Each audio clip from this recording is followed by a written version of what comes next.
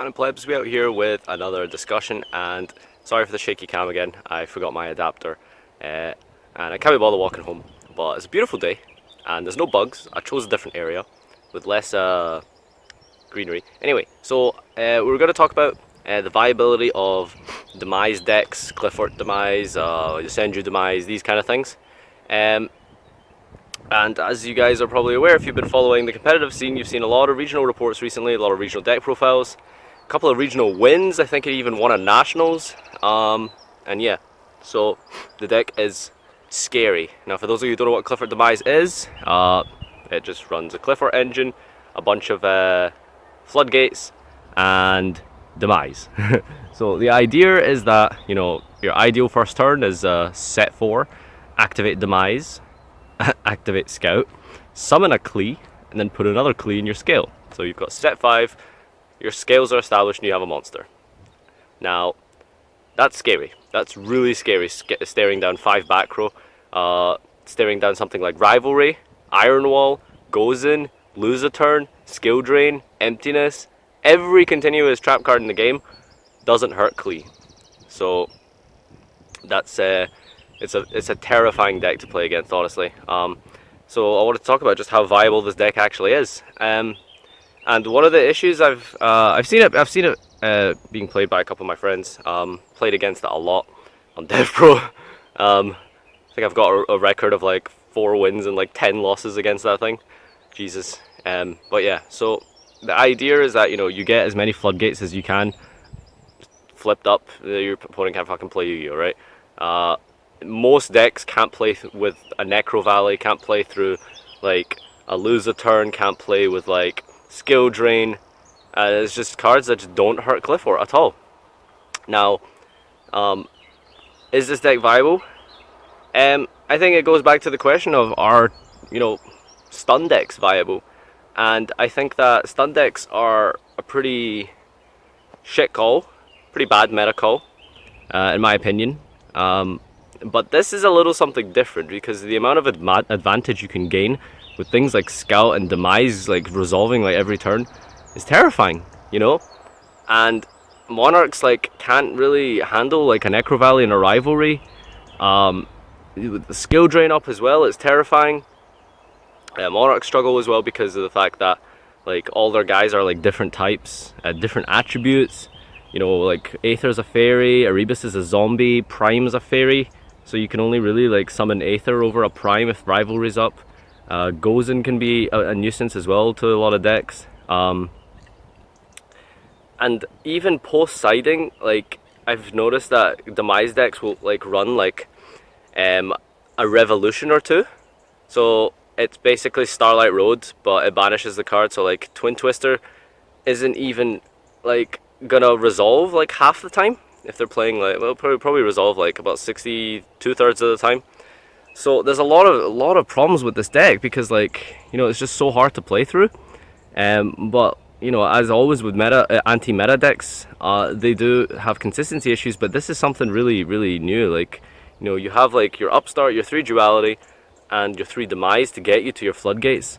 Being able to just like get those like turn 1, like you're going to open like some kind of consistency card, and if not, like you're probably going to draw it eventually, like next turn or the turn after, and just being able to like stun your opponent for like turn after turn with all these different floodgates. It's really hard to play through. And post-siding, you know, you have things like Twin Twister, which, you know, isn't going to resolve 1/3 of the time because of Revolution.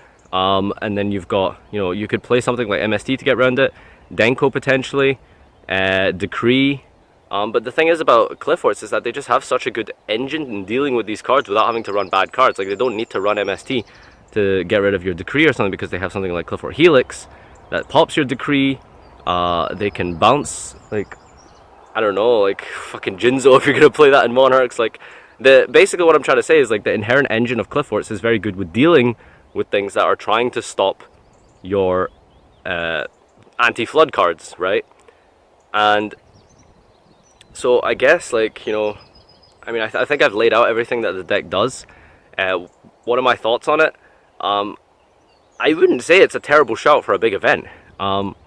The issue is, like, do you really want to take that to an event and, you know, risk opening like not enough floodgates. You know, eventually it can come to a point where your opponent just draws an out, and then what does your deck do when your opponent has an out to like some of your floodgates? If you know, they can hit like 2 of your floodgates with Twin Twister. If you don't have a Revolution, chances are they're going to be able to play.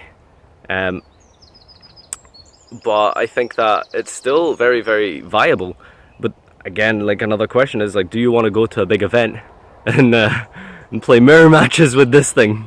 Like, Qliphort mirror match was awful to begin with, and never mind like running fucking floodgates. You know, like they're useless in the mirror match. So yeah.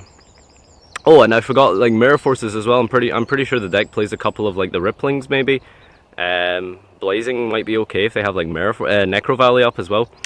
So there's just so many like problems to deal with this deck. There's like so much like just against you, like all games, and yeah, I don't really know. I think it is viable. I think it can definitely win a few events, and it's terrifying. And I think that, you know, if you're gonna take anything from this video, at least like, you know, really prepare for that deck. Like, make sure that you have some ways of dealing with this deck, especially at something like a UK national where you will find a lot of rogue, a lot of anti-meta. Like, is it worth maining Twin Twister? Maybe. Do you want to main Max E to help your Cosmo matchup, to help your Burning Abyss matchup, to help your Pendulum matchup? Sure, you'll have an edge against meta decks, but like in a tournament filled with rogue, like, does Max E like lose its viability in the main deck? Do you want to main deck things just for this deck? A deck that's, you know, if it wins the dice roll, it's probably going to win game 1. But like I said, the deck does have some issues with the consistency, but I don't think it's anywhere near as bad as you'd expect, just because of the fact that, like, you have so many consistency cards. You have 3 Demise, 3 Duality, and, you know, even if you don't draw any of these, your floodgates are able to stun your opponent and stall long enough till you, like, draw into your power cards, draw into your scout, draw into your, like, you know, all these plays that help you actually advance your game state. But yeah, so I think that's really just my sort of rant for today, is playing against this deck. Like, what are you going to do? You know, like, are you going to main deck outs for it? What do you have in your side deck for it? You know, like, are you going to run Decrees and risk getting Helixed? Are you going to run Trap Stun maybe? There's a lot of options to go through. I think Trap Stun might be like arguably the best thing currently, because like you don't really risk getting killed against this deck unless they have Skill Drain and 2 scales up. Then they attack you with like 3/2/8 guys, like, sure. But generally the deck is very slow at applying pressure, but then again, it can apply pressure like really well sometimes. So yeah, I'd like to hear your guys' thoughts on this. You know, what's your game plan going into a big event, you know, with a very big risk of playing against Qliphort Demise? If you've watched this far to the video, give me a hashtag Demise in the comment section. That's hashtag Demise if you watched this far. Let me know what you, yeah, like I said, let me know what you guys are like planning to do with this. Are you planning on playing it? How viable do you think it is? And yeah, so that's my discussion for today. Thanks everyone for watching, and see you next time. Come, face me, give in to your pride, show